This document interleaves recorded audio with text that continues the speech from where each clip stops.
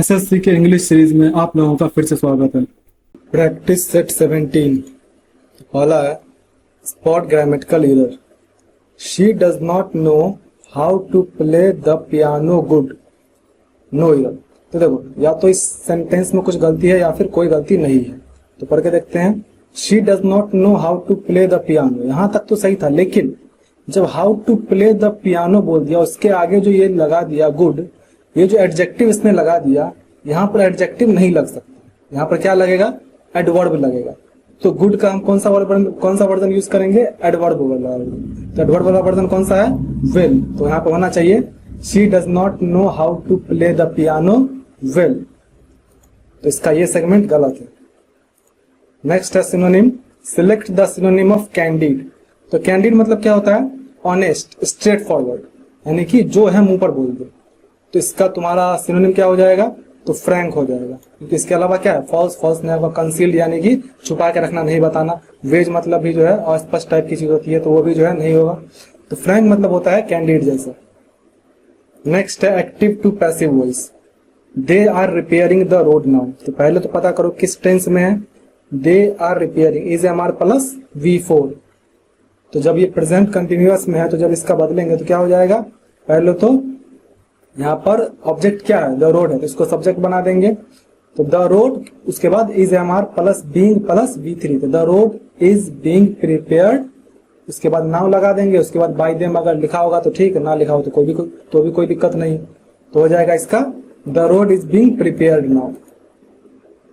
The road is being repaired now. Next है fill in the blank. He is not afraid blank hard work. तो देखो, उसे जो है हार्ड वर्क से यानी कठिन मेहनत करने से, कठिन परिश्रम करने से वो डरता नहीं है। तो क्या यहाँ पे हो सकता है? यहाँ पे कौन सा प्रीपोजिशन तुम्हारा अप्रोप्रिएट होगा? तो ही इज नॉट अफ्रेड। तो अफ्रेड जैसी चीजों के साथ ऑफ लगता है। ही इज नॉट अफ्रेड ऑफ। ये सब जो है तुम सब किताब ज्यादा पढ़ते जाओगे तब खुद ही जो है तुम्हें ये पता चल जाएगा किसके साथ क्या लगता है। तो इसके लिए भाई किताब पढ़ो। क्या हो जाएगा? He is not afraid of hard work. Next है spot grammatical error. Neither the students nor the teachers were present yesterday. तो देखो, इसमें गलती कहाँ पे आ रही है? मैंने बताया था जब नाइदर नॉर वाला सेंटेंस रहे तो इसमें क्या होता है? जो हेल्पिंग वर्ब होता है, जैसे यहाँ पे हेल्पिंग वर्ब क्या है? वेयर है। तो जो हेल्पिंग वर्ब है, इसके जो सबसे करीबी तुम्हारा सब्जेक्ट दिखे, यानी कि द टीचर, वही तुम्हारा मेन सब्जेक्ट कंसिडर किया जाता है और उसी के अकॉर्डिंग जो है तुम्हारा हेल्पिंग वर्ब लगता है। तो द टीचर तो यहाँ पर सिंगुलर है ना, भले ही द स्टूडेंट्स प्लूरल है, लेकिन उससे हमें कोई मतलब ही नहीं है क्योंकि हमें सबसे करीब वाला देखना है। तो क्या हो जाएगा? Neither the students nor the teacher was present yesterday. तो इसका सेगमेंट ये गलत है।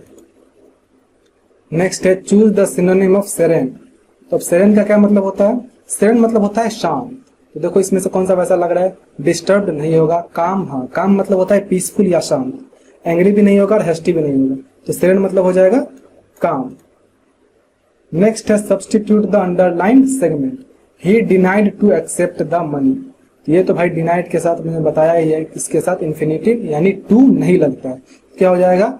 ही denied accepting the money. Next है one word substitute. A person who opposes war और वायलेंस, यानी कि जो कि युद्ध या हिंसा के खिलाफ हो। अब ऑप्शन में जो है तुम्हारा क्या है? फैटलिस्ट, पेसिफिस्ट, टेररिस्ट और ऑप्टिमिस्ट। तो फैटलिस्ट कौन लोग होते हैं? जिनको भाग्य पे भरोसा हो। पेसिफिस्ट वो लोग होते हैं जो कि युद्ध का या फिर हिंसा के खिलाफ होते हैं। टेररिस्ट होते हैं जो कि वॉर और वायलेंस के साथ हो, यानी कि ये लोग करना चाहते हैं। और ऑप्टिमिस्ट क्या होते हैं? जो हर चीज में अपना पॉजिटिव चीजों को ही ध्यान दे, यानी हर चीज में कुछ अच्छा देखे कि इसमें जो है मुझे ये अच्छा लग रहा है। मतलब ऑप्टिमिस्ट मतलब यार सीधा समझो कि हर बुरे से बुरे सिचुएशन में भी जो है अच्छा सोचने वाला है। या फिर जैसा भाई भुवन बाम ने बताया, फटी हालत में जो है सिलाई मशीन घर ले आना। तो अ पर्सन हु अपोजेस वॉर और वायलेंस को क्या हो जाएगा? पेसिफिस्ट। नेक्स्ट है synonym. Select the synonym of fortify. तो फोर्टिफाई का क्या मतलब होता है? जैसे तुमने अगर हिस्ट्री पढ़ा होगा तो फोर्टिफाई वर्ड तुमने बहुत बार सुना होगा। फोर्टिफाइड मतलब क्या होता था? किलेबंदी करना। फोर्ट यानी किला और उसके आगे फोर्टिफाइड, तो हो जाता था किलेबंदी करना। तो किलेबंदी किस लिए करते थे? उसे मजबूत करने के लिए, ना कि कमजोर करने के लिए। तो यहाँ पर क्या क्या तुम्हारे ऑप्शन है? वीकेन, स्ट्रेंथन, ब्रेक और डिस्ट्रॉय। तो ये तीनों तो भाई कमजोर कर रहा है, लेकिन स्ट्रेंथन जो है ये क्या कर रहा है? मजबूत कर रहा है। तो फोर्टिफाई का मतलब ही होता है मेक स्ट्रॉन्गर। कहा गया, हाँ, मेक स्ट्रॉन्गर। नेक्स्ट है तुम्हारा choose the antonym of arrogant. Arrogant मतलब क्या होता है? अहंकार। तो अहंकारी का अपोजिट क्या हो जाएगा? हम्बल। इसके अलावा क्या है? प्राउड, रूड, बोल्ड, ये सब जो है एक तरह से एरोगेंट से मिलता जुलता है, लेकिन हम्बल जो है एकदम इसके अपोजिट है। नेक्स्ट है select the synonym of feeble. तो फीबल क्या होता है? फीबल मतलब होता है कमजोर। तो इसमें से कौन सा वैसा लग रहा है? वीक, ऑब्वियस सी बात है, वीक मतलब कमजोर। इसके अलावा है strong, fierce, mighty. Mighty Raju भाई मतलब क्या बोलते हैं उसको? बेधड़क राजू। नेक्स्ट है तुम्हारा one word substitute, a statement open to more than word interpretation. यानी कि एक ऐसा स्टेटमेंट जिसके एक से ज्यादा, मतलब इस पे एक से ज्यादा तुम इंटरप्रेट कर सकते हो, एक से ज्यादा मतलब निकाल सकते हो। तो इसी को एक तरह से हम अस्पष्ट भी बोल सकते हैं, क्योंकि जिसका एक मतलब ना निकल रहा है। तो उसको क्या बोलते हैं? उसको बोलते हैं एम्बिग्युइटी। जिसमें मैंने बताया था ना कि कुछ लोग होते हैं जो कि बहुत एम्बिजियस होते हैं, यानी उनको समझना आसान नहीं होता, वो बहुत अस्पष्ट टाइप के होते हैं। नेक्स्ट है तुम्हारा incorrectly spelled word. Incorrectly spelled word में क्या क्या है? Separate, definitely. देखो डेफिनेटली मतलब क्या होता है? निश्चित रूप से। यहाँ पे डेफिनेटली का स्पेलिंग गलत लिखा हुआ है, क्योंकि डेफिनेटली का स्पेलिंग होता है DEFINITELY। तो यहाँ पर ए की जगह आई आना चाहिए था, इसलिए ये गलत है। नेक्स्ट है passive to active voice. The cake was eaten by the children. तो पहले पता करो ये किस टेंस में है? The cake was plus V3, यानी ये सिंपल पास्ट का है। इसको जब हमें एक्टिव वॉइस में बदलना हो तो क्या करेंगे? पहले तो द चिल्ड्रन को, भाई सब्जेक्ट और ऑब्जेक्ट को तुम पहले सीधा उलट दो, उसके अलावा सिर्फ वर्ब का जो है V2 फॉर्म यूज करेंगे और कुछ भी नहीं। तो क्या हो जाएगा? The children ate the cake. Simple. Next है substitute the underlined segment, he is angry on me. तो एंग्री के साथ जो है ऑन नहीं लगता है, एंग्री के साथ कौन सा प्रीपोजिशन लगता है? तो एंग्री विद लगता है। क्या हो जाएगा? He is angry with me, यानी वो मुझसे गुस्सा है। नेक्स्ट है select the meaning of to throw in the towel. अब to throw in the towel का क्या मतलब होता है? इसका मतलब होता है गिव अप करना एक तरह से। तो क्या है? To accept defeat, to lose patience, to play foul या टू डिसीव समवन। तो हो जाएगा टू एक्सेप्ट डिफीट, यानी हार मान लेना, गिव अप कर देना, सरेंडर कर देना। नेक्स्ट है, और ये जो है to throw in the towel, ये कहां से आया? तो बॉक्सिंग रिंग से आया। देखते हैं बॉक्सिंग रिंग में क्या करता है? टॉवल को, जो व्हाइट कलर का टॉवल होता है उसके पास, उसको छोड़ता है और वो हार मान लेता है। तो वही होता है, व्हाइट झंडा दिखाना। इनकरेक्टली स्पेल्ड वर्ड क्या है? रिकमेंड, एक्वेंटेंस, परसिस्टेंस और प्रिविलेज। इसमें देखो गलती कौन सा है?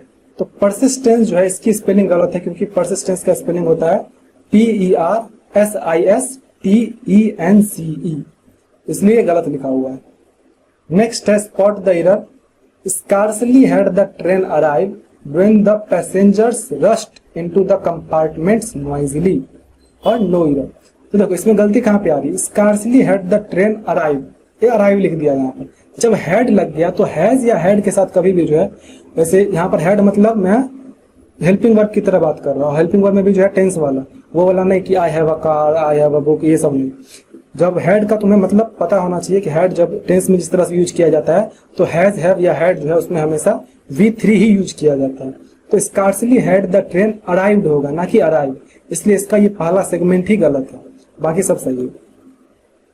नेक्स्ट है select the word which means the same as the group of words given, a place where coins are made। यहाँ पर जहां पर सिक्कों को बनाया जाता है, सिक्कों को ढाला जाता है, जिसे क्या कहते हैं? उसे कहते हैं मिंट। मिंट में जो है सिक्के बनाए जाते हैं, जैसे कि मिंट मतलब भी टकसाल होता है, जैसे अगर हिस्ट्री पढ़े हो तो टकसाल तुम्हें पता होगा। नेक्स्ट है antonyms, choose the opposite of measure. Measure का क्या मतलब होता है? मेजरे का मतलब होता है कि क्वांटिटी में बहुत कम। इसमें से देखो कौन सा वैसा लग रहा है? प्लेंटी, प्लेंटी मतलब होता है जितना चाहिए उससे ज्यादा। स्कार्स मतलब कम, स्पार्स मतलब कम, और डेफिशिएंट मतलब भी लगभग कम जैसा ही। तो एंटोनिम पूछ रहा है मेजरे का, तो क्या हो जाएगा? प्लेंटी। तो इस तरह से तुम्हारा 17 भी कंप्लीट होता है। आपका जो भी स्कोर हुआ कमेंट कर दीजिए, एंड मिलते हैं नेक्स्ट वीडियो में।